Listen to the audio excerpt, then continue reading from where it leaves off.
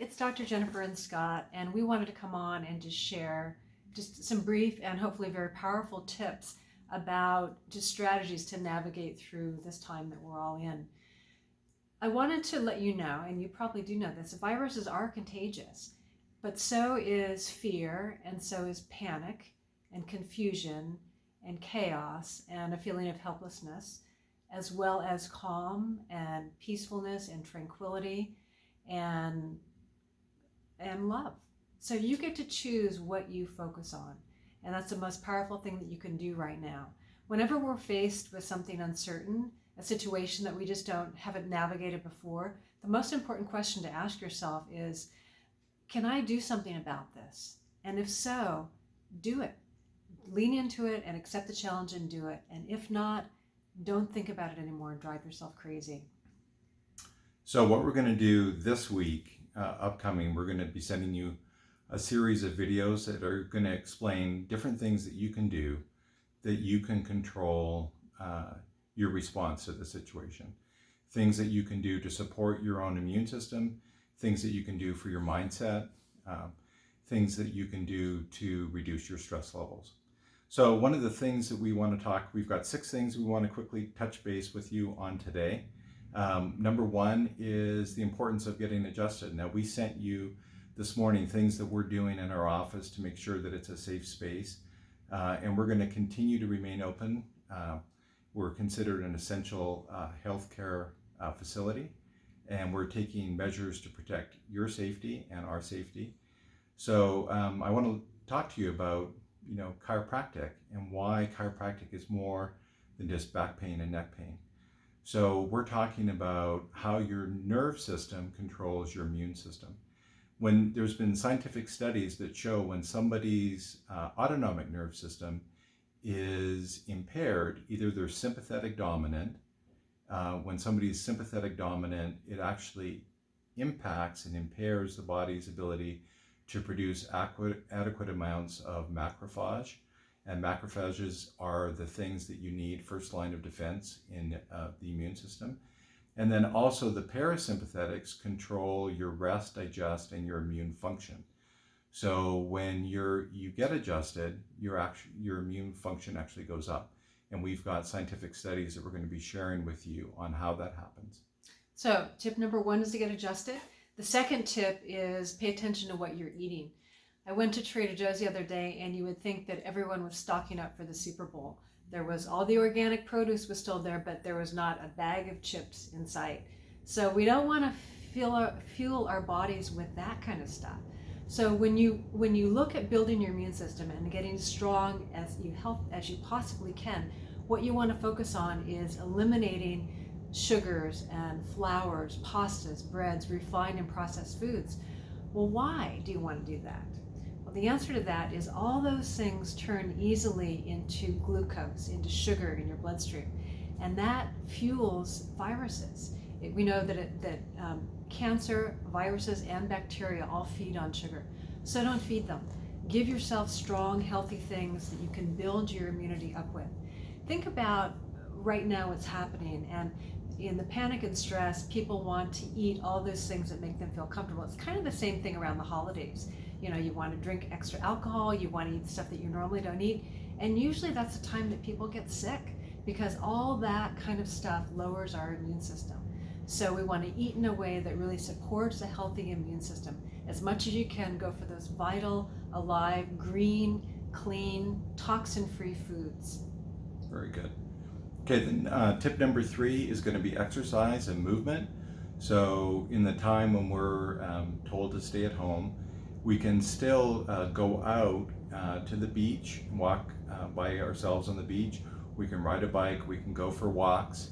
And it's important if we can, I know the weather's been kind of crappy, but to get out and get some sunshine, that's really important for vitamin D production over as much area as you can.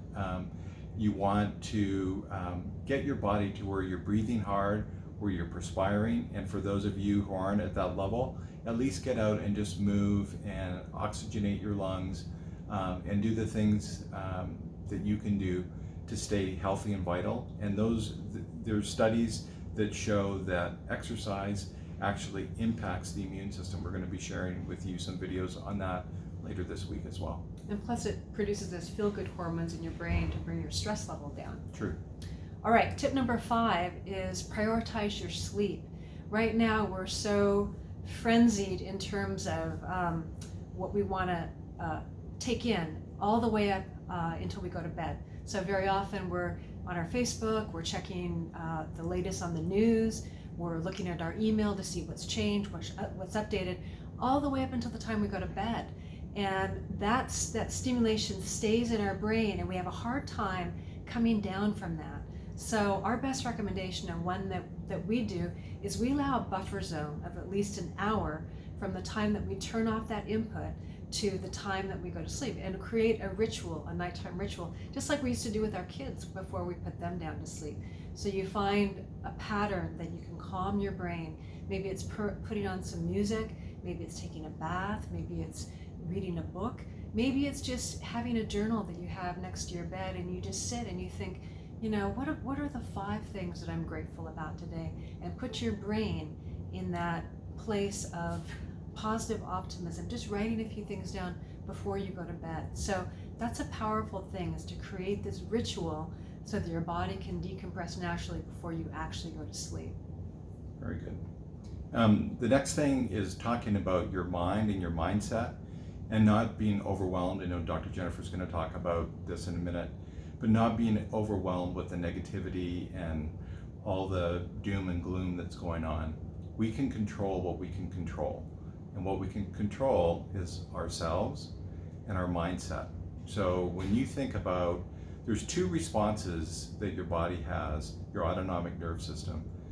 You have a parasympathetic response, which is a calm, balanced, health and healing response, or you have a sympathetic response in the face of immediate danger or stress, and that's the body's own natural defense mechanism. But we're in a situation like this, and it's continual 24/7 news cycle ongoing. What happens is the body goes into fight or flight, and there's even 2 more F's, and that's freeze or faint. That's the body's normal defense mechanism. So what happens, even in a herd of zebra in the African safari, if a lion comes along, the herd is always on alert for that to happen. And what will happen is, if one of the zebra go, the other ones will take a look, even if they didn't know what was going on, and they'll immediately go into that fight or flight, and they'll follow. And they'll follow the herd over a cliff, if need be. They lose all rationality of what's going on. So what we want you to do is, yes, it's a real problem, but be calm and relax and try to put yourself as much as you can into parasympathetic. We're going to be sending out videos on how to do that. But one of the easiest things you can do is take a deep breath in through your nose, to hold it for the same count that you took it in, and then breathe out slowly, twice as long as you took the breath in, and imagine breathing through a straw. So you take it in through your nose, hold, and then you breathe out slowly through your mouth as if you're breathing through a straw. And what that does is it calms that sympathetic dominant state, and it brings you into more parasympathetic balance. When you want to do that, you want to do it 10 times in a row, and you want to do it multiple times throughout the day. Especially if you're standing in line to get groceries and people around you are going a little crazy. Or Costco. Yeah. So, and the last tip is turn the news off, and that is social media as well. If you need to go on and get updated, but that constant dribble into your mind of that stress and what people are doing and thinking and saying and what might happen, those things will just whip up your frenzy. Every single event that we've had, from 9/11 to the 08-09 downfall of things, to all these different events that we've had where it's been immensely stressful, the media's job is to whip up the frenzy so they get more eyes on their show. Don't be a part of that.